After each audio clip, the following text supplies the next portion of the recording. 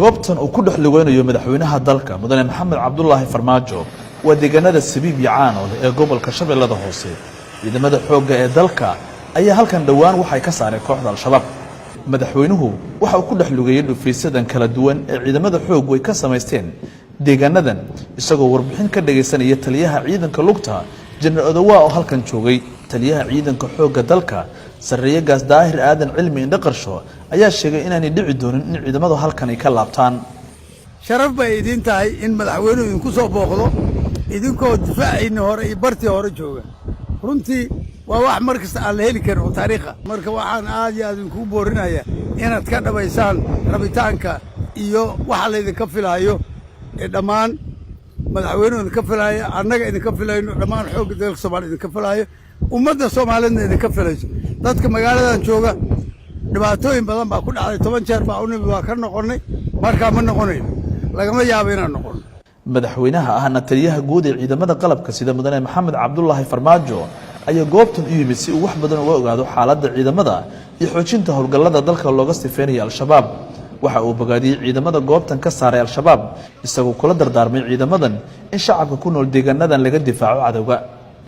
hambalyaan idin leeyahay guushii aad ka soo hoyseen inaad ka adkaateen cadowga ummadda Soomaaliyeed intaasoo sano soo dhibaayay inaad ka adkaateen oo aad kaga guulaysateen oo idin babac dhigi waayeen oo ay iska kiin maxaan ku difaaci waayeen markaad meeshaan timaadeen waa cararay Soomaha waa dhaqanka leeyihiin. marka waxaa loo baahan yahay sidii aad magaaladan uga erideen Sabiib iyo Caanool aad uga erideen oo aad uga adkaateen inaad u difaacataan magaaladan shacabka magaaladan degan oo muddo dheer ay gumaysi ku hayeen aad ka difaacdaan.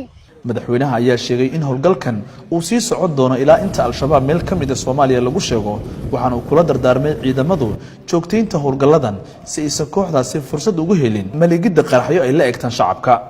marka waxaa la rabaa inaad soo jeedaan, inaad seexan, inaad meeshay joogaan aad ugu tagtaan oo aydan halkan ku sugin.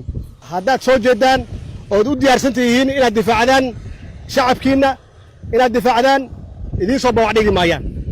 waa fulayo waxay yaqaanaan inay shacabka qarxiyaan, inay carruurta laayaan, laakiin wiilal idinkoo kale ah marna hortiin ma imaanayaan, mana idin soo wajahayaan.